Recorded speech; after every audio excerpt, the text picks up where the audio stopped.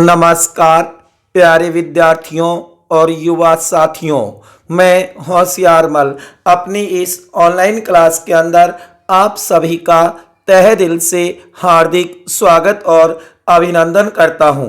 प्यारे विद्यार्थियों, आज हम बात करेंगे बीए सेमेस्टर फर्स्ट इतिहास हिस्ट्री के गेस पेपर की।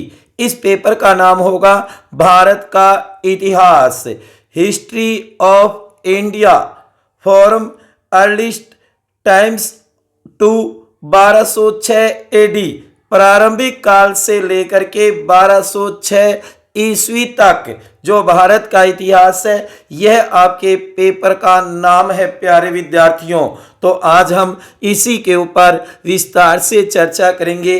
गेस पेपर या मॉडल पेपर या पेपर की योजना, रूपरेखा, पैटर्न क्या रहेगा, उसके ऊपर हम चर्चा करेंगे विस्तार से। जो मैं बार बार कहता हूं मेरे प्यारे विद्यार्थियों कि हमारा लक्ष्य आपकी सफलता, आपकी सफलता। जिंदगी हमें बहुत कुछ सिखलाती है, कभी हंसाती है, कभी रुलाती है, पर हर हाल में जो खुश रहते हैं, जिंदगी उन्हीं के आगे सिर झुकाती है, जिंदगी उन्हीं के आगे सिर झुकाती है। प्यारे विद्यार्थियों, नए पैटर्न के अनुसार 2025 मंजिल उन्हीं को मिलती है जिनके सपनों में जान होती है, जिनके सपनों में जान होती है।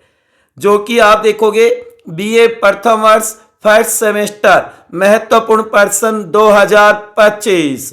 सदा खुश रहो। पेपर का समय रहेगा 3 घंटे। प्रश्न पत्र होगा 120 अंकों का, क्योंकि 30 अंकों का आपका आंतरिक मूल्यांकन इंटेल टेस्ट होगा। कहने का मतलब आपके महाविद्यालय में जो आपके इतिहास के लेक्चरर हैं वो आपका आंतरिक मूल्यांकन करेंगे। ठीक है ना प्यारे विद्यार्थियों। इस प्रकार कुल 150 अंकों का होगा। जैसे कि आपने राजनीति विज्ञान का देखा, हिंदी साहित्य का देखा, उसी प्रकार इतिहास का भी पेपर होगा। परीक्षा योजना की रूपरेखा। पाठ्यक्रम में 5 इकाइयां या यूनिट होगी। जो सिलेबस दिया है यूनिवर्सिटी ने, उसके अंदर 5 इकाई या 5 यूनिटों में बांटकर दिया गया है। प्यारे विद्यार्थियों, प्रश्न पत्र में 3 खंड होंगे। आपके प्रश्न पत्र में कितने खंड होंगे? 3 खंड होंगे प्यारे विद्यार्थियों, ए, बी और सी। तो सबसे पहले हम बात करते हैं खंड ए, सेक्शन ए की। पेपर में प्रत्येक इकाई से 2 प्रश्न होंगे खंड ए में, जो कि आप देखोगे प्यारे विद्यार्थियों, जो कि इसमें कुल 10 प्रश्न होंगे। सेक्शन ए या खंड ए में कुल कितने प्रश्न होंगे? 10 प्रश्न होंगे। सभी करने आपको अनिवार्य है, कोई भी ऑप्शन या अथवा नहीं होगा। प्रत्येक प्रश्न 2 अंक का होगा। 10 इंटू 2 बराबर 20 अंक का होगा आपका खंड ए या सेक्शन ए। जैसे आपने राजनीति विज्ञान के पेपर में देखा, हिंदी साहित्य के पेपर में देखा, उसी प्रकार इतिहास के पेपर में भी यही पैटर्न रहेगा प्यारे विद्यार्थियों। जैसे कि जिसमें से 1 से लेकर के 5 तक के प्रश्न बहुविकल्पीय या ये कहो मल्टीपल चॉइस होंगे। कहने के लिए एबेसेड न्यू टाइप होंगे, जो इस बार यूनिवर्सिटी ने शुरू किए।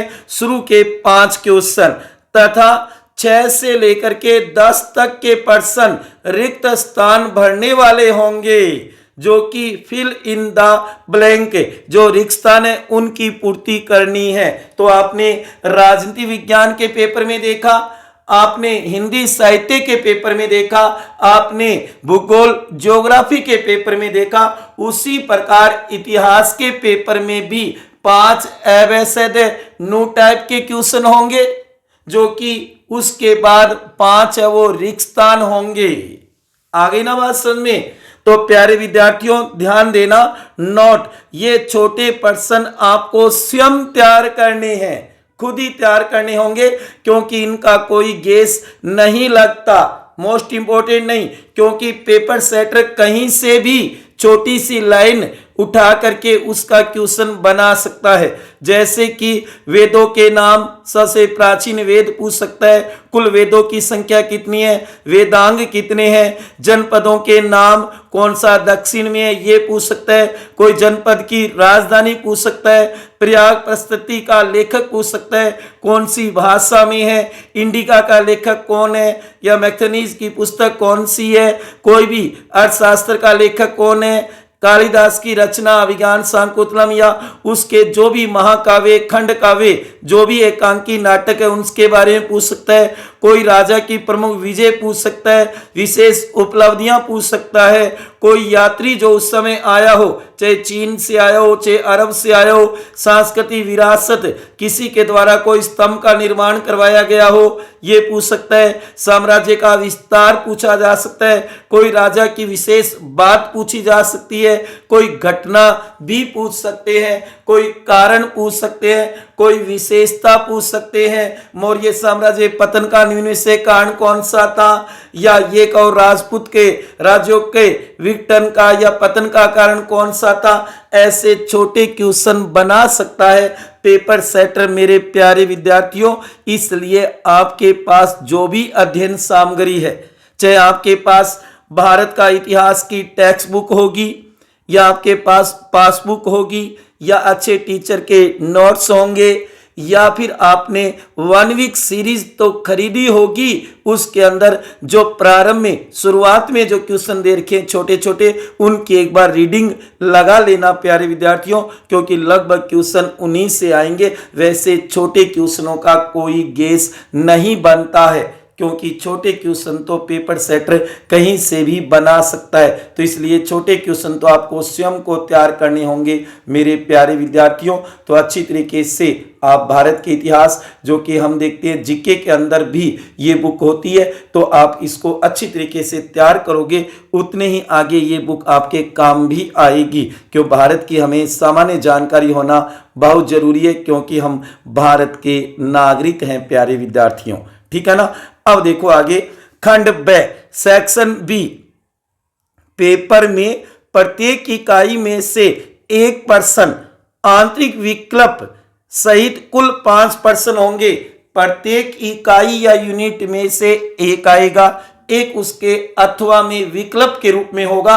दोनों में से आपको एक चुनते हुए 5 क्वेश्चन करने हैं। कहने का मतलब यह है प्यारे विद्यार्थियों कि 5 क्वेश्चन होंगे, 5 उनके अथवा होंगे। एक एक का चयन करते हुए आपको कितने करने हैं, 5 ही करने हैं लाडी, ठीक है ना। आगे ना बात समझ में, तो इस तरीके से आप देख सकते हो। उसके आगे देखो, प्रत्येक प्रश्न 8 अंक का होगा। प्रत्येक प्रश्न कितने का होगा, 8 अंक का होगा।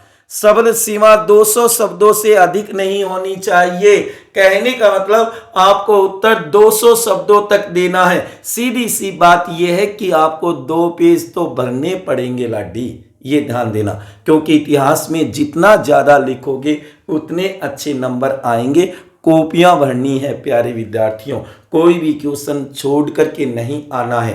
क्वेश्चन छोड़ने का मतलब यह है कि आपने ये मानो कि इतने अंकों का पेपर तो किया ही नहीं, उसको छोड़ करके ही आपका पेपर चेक होगा। मान लो आप निबंधात्मक के क्वेश्चन छोड़ते हो 20 अंकों का, तो फिर आपका पेपर 120 अंकों का नहीं, फिर तो आपका 100 अंकों का ही होगा, क्योंकि 20 का तो आपने कुछ किया ही नहीं। इसलिए जो क्वेश्चन संख्या आपको करनी है ना, वो आपके उत्तर पुस्तिका में होना जरूरी है प्यारे विद्यार्थियों, ठीक है ना। चाहे उसमें लिखो कुछ भी आप, लेकिन लिखना बहुत जरूरी है, पेज भरना जरूरी है जी, ठीक है ना। अब देखो आगे, 5 × 8 = 40 अंक। खंड ब या सेक्शन बी है वो 40 अंकों का होगा।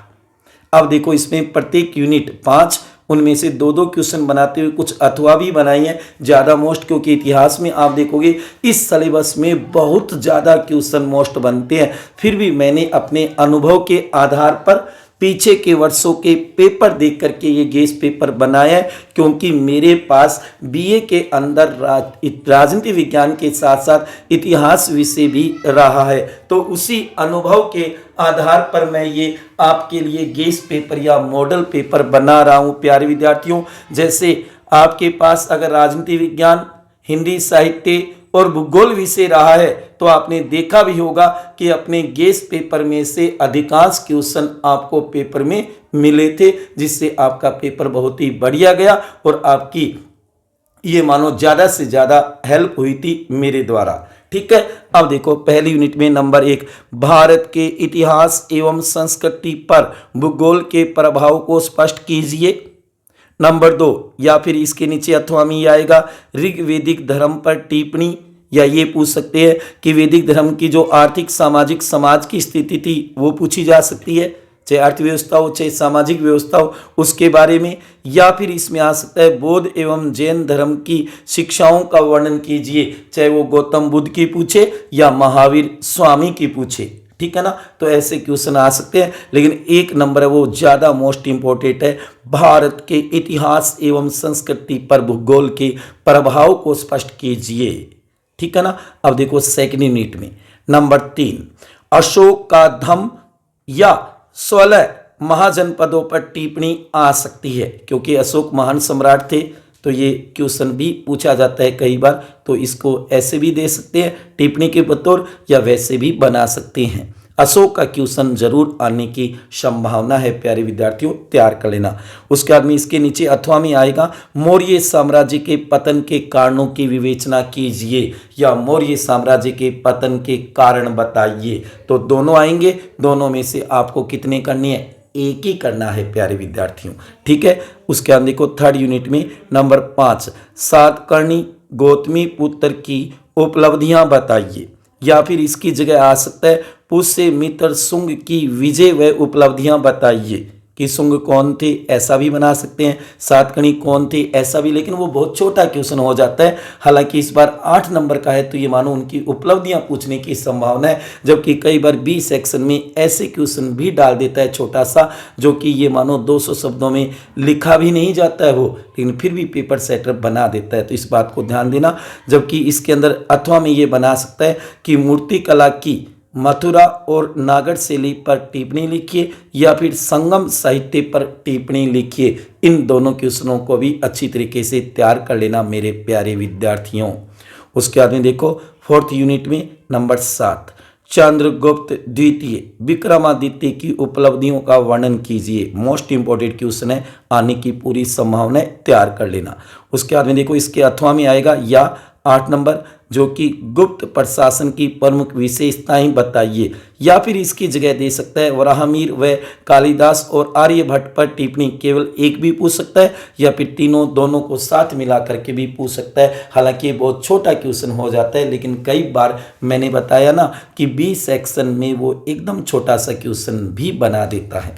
उसके बाद में देखो 5th यूनिट में नंबर 9, कुमार पाल चालुक्य की उपलब्धियों का वर्णन कीजिए, या फिर इसकी जगह आने की पूरी संभावना है विग्रहराज चहामान चतुर्थ जो था ना उसकी उपलब्धियां बताइए, उपलब्धियों का वर्णन कीजिए। इसमें ज़्यादातर आपको क्वेश्चन राजा महाराजाओं की उपलब्धियों को लेकर के मिलेगा प्यारे विद्यार्थियों, ये ध्यान रखना। उसके अंदर आप उनका प्रशासन बताओगे, उनके द्वारा जो विजय की गई अभियान थे वो बताने होंगे आपको, ठीक है ना। उसके बाद देखो या फिर इसके नीचे आएगा वो क्वेश्चन नंबर 10, जो कि राजपूत राज्यों के विखंडन हेतु उत्तरदायी कारणों की विवेचना कीजिए। राजपूत राज्यों का जो पतन हुआ था उसके उत्तरदायी कारण कौन से थे बताइए। तो ये आपके सामने 10 क्वेश्चन, जो पेपर में भी 10 आएंगे। मैंने हालांकि कुछ याद लगा करके और बना दिए, ये मत सोचना कि सर ने ज़्यादा बना दिए, जो कि पेपर में आए उतने कैसे बना दूंगा प्यारे विद्यार्थियों। क्यों?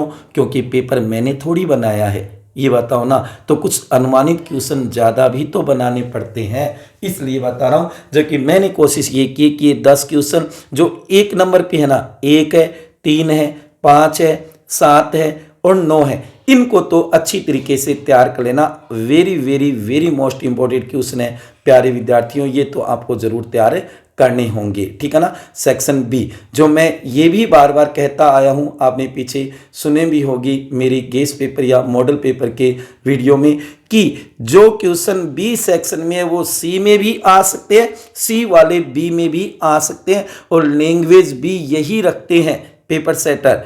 लेकिन आपको उत्तर लिखते समय ये ध्यान रखना होगा कि अगर बी में है ना तो आपको 200 शब्दों में, और अगर वो सी में आ रहा है तो आपको 500 शब्दों में निबंधात्मक लिखना होगा।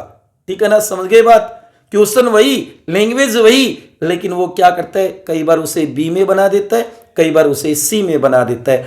आपको तो केवल उत्तर लिखते समय शब्द सीमा का ध्यान में रखना है कि बी में है तो कितने में लिखना है और सी में है तो कितने में लिखना है, चाहे पेपर सेटर लैंग्वेज वही रखिए। देखो आगे, खंड से सेक्शन सी, पेपर में कुल 5 प्रश्न होंगे। लाडी कितने होंगे? 5 प्रश्न होंगे, जिनमें से आपको कोई 3 प्रश्न करने हैं। कोई भी 3 कर सकते हो, 1 2 3 करो, चाहे 2 3 4 करो, चाहे 3 4 5 करो, चाहे 1 2 5 करो, चाहे 2 3 4 करो, चाहे आप देखोगे कि 1 3 और 5 करो। आपको तो केवल 3 ही क्वेश्चन करने हैं। प्रत्येक इकाई से 1 होगा, ये धारणा 5 है तो 5 इकाई 1 होगा, तथा प्रत्येक प्रश्न 20 अंक का होगा। प्रत्येक प्रश्न कितने अंक का होगा? 20 नंबरांक हुआ होगा, यो एक प्रश्न है। 500 शब्दों में उत्तर देना है। 3 × 20 = 60 अंकों का रहेगा। सेक्शन सी, खंड से कितने नंबरों का? 60 नंबरों का। ठीक है ना। अब देखो, 5 यूनिटों में से मैंने 5 मोस्ट इंपोर्टेंट क्वेश्चन बनाए हैं। हाँ, उसके आगे कुछ या लगा करके और मोस्ट बने वो भी मैंने बता दिए हैं प्यारे विद्यार्थियों। ठीक है ना। अब देखो, पहली यूनिट में number 1 very very very most है, जो आपके पेपर में लगभग छप चुका है प्यारे विद्यार्थियों, तैयार कर लेना। प्राचीन भारतीय इतिहास के स्रोतों की विवेचना कीजिए। प्राचीन भारतीय इतिहास की जानकारी के स्रोत बताइए। या फिर ये बना सकता है, खुदा न खास्ता ये नहीं बनाता ना, तो फिर ये बना सकता है सिंधु सभ्यता, सैंधव लोग है ना, सिंधु सभ्यता की प्रमुख विशेषताओं को समझाइए। सेकेंड यूनिट में देखो नंबर 2, मौर्य प्रशासन पर एक निबंध लिखिए। या फिर इसकी जगह ये भी बना सकता है चंद्रगुप्त मौर्य की उपलब्धियों का वर्णन कीजिए, या फिर यहां पर वो अशोक का क्वेश्चन भी ला सकता है प्यारे विद्यार्थियों, गौर करना। थर्ड यूनिट में नंबर 3, कनिष्क प्रथम की उपलब्धियों का वर्णन कीजिए। Very very very very very most important question है। ठीक है ना। कनिष्क प्रथम की उपलब्धियों का वर्णन कीजिए। चौथी यूनिट में नंबर 4, गुप्त युग भारतीय इतिहास का स्वर्ण युग था। गुप्त जो काल है ना, वो भारत का क्लासिकल युग है, स्वर्ण काल माना जाता है। स्पष्ट कीजिए, क्योंकि गुप्त काल में जितना भारत का विकास हुआ शायद आज तक किसी युग में नहीं हुआ, किसी काल में नहीं हुआ, क्योंकि गुप्त काल में कला, साहित्य, विज्ञान, ज्योतिषी, चिकित्सा हर क्षेत्र में विकास हुआ था प्यारे विद्यार्थियों। जो हम नाम सुनते हैं आर्यभट्ट, कालिदास, ब्रह्मगुप्त, चरक, ये सब कब हुए थे? याद रखना, गुप्त काल में हुए थे। इसलिए गुप्त युग भारतीय इतिहास का स्वर्ण युग था, स्पष्ट कीजिए। या फिर इसकी जगह बना सकते हैं प्यारे विद्यार्थियों कि समुद्रगुप्त की उपलब्धियों का वर्णन कीजिए, उसकी विजयों का उल्लेख बताइए। उसके बाद में 5th यूनिट में नंबर 5, हर्षवर्धन की उपलब्धियों का वर्णन कीजिए। हर्षवर्धन एक योद्धा थे, ये भी क्वेश्चन बना सकते हैं। उत्तर एक ही बनेगा प्यारे विद्यार्थियों, ये भी ध्यान रखना, क्योंकि हर्षवर्धन का कई बार ये क्वेश्चन भी देखने को मिलता है कि हर्षवर्धन है ना, वो एक प्रकार से राजनीतिक और सांस्कृतिक उपलब्धियां लिए हुए एक महान सेनापति या फिर योद्धा था। ये क्वेश्चन भी कई बार बनाए हुए, बात एक ही है, चाहे उसकी उपलब्धियां बतानी हो। या फिर इसकी जगह आ सकता है चोलों के प्रशासन की मुख्य विशेषताएं बताइए। हालांकि यहां पर कई बार यह भी दे दिया जाता है कि चोल प्रशासन में स्थानीय स्वशासन को विस्तार से समझाइए। एक ही बात है, एक ही बात है प्यारे विद्यार्थियों। तो ये थे आपके सामने 5 यूनिटों के 5 very very most important question, जो 500 शब्दों में आपको उत्तर देना होगा। निम्नात्मक 5 पेज भरना पड़ेगा लाडी ए में, तो 5 की जगह 6-7 भरेगा तो और ही बढ़िया है, ज़्यादा नंबर आने की संभावना रहेगी प्यारे विद्यार्थियों। ठीक है ना। मैं बार बार कहता हूँ, मारो उद्देश्य था की सफलता प्यारे विद्यार्थियों। नोट कृपया ध्यान दें, ये सभी प्रश्न अनुमानित है, मैंने नहीं बनाया आपका पेपर। मैं तो केवल अपने अनुभव के आधार पे पीछे की वर्षों के पेपर देख करके, आपका सिलेबस देख करके, और मैंने तो केवल गेस या मॉडल पेपर बनाए, ये केवल अनुमानित है। इनमें से आने की पूरी संभावना है प्यारे विद्यार्थियों। जो मैं बार बार कहता हूं कि जिसने समय को मान दिया उसने खुद को पहचान लिया, खुद को पहचान लिया। समय दो प्यारे विद्यार्थियों, ठीक है ना। और अंत में मेरी तरफ से आप सभी को बेस्ट ऑफ लक। आपका पेपर बहुत ही बढ़िया और अच्छा जाए। सुंदर लिखना, स्पष्ट लिखना, जल्दी लिखना और ज़्यादा से ज़्यादा पेज भरना, कॉपी भर के आना है प्यारे विद्यार्थियों। चाहे आप उससे संबंधित सभी जानकारियां दे सकते हो, ठीक है ना प्यारे विद्यार्थियों। और अगर आपको ये वीडियो अच्छा लगा हो, ये ऑनलाइन क्लास आपको अच्छी लगी हो, ये गेस या मॉडल पेपर या ये कहो पेपर का पैटर्न जो आपने समझा है, ये अगर अच्छा लगा हो तो इस वीडियो को ज़्यादा से ज़्यादा शेयर कर देना और लाइक करना मत भूलना। और अभी तक जो मेरा चैनल है होशियार सर के नाम से अगर आपने सब्सक्राइब नहीं किया है तो कृपया आपसे निवेदन है कि सब्सक्राइब कर देवें। आपका क्या लगता है प्यारे विद्यार्थियों, जबकि मेरा तो मनोबल बढ़ेगा कि हाँ भी इतने विद्यार्थी और मेरे परिवार में जुड़ गए होशियार सर जो यूट्यूब चैनल है उसके अंदर। तो इसलिए इस वीडियो को ज़्यादा से ज़्यादा शेयर कर देना और लाइक करना मत भूलना। और अंत में यही कहूँगा, सदा खुश रहो, हंसते रहो, मुस्कुराते रहो, प्रेम से मस्त रहो, अपने लिए और अपनों के लिए। मिलते हैं अगली क्लास में एक नए विषय के साथ, उसका गेस पेपर या मॉडल पेपर के साथ प्यारे विद्यार्थियों। इसी के साथ जय हिंद, जय भारत, वंदे मातरम। मेरे प्यारे विद्यार्थियों और युवा साथियों, हमेशा खुश रहो।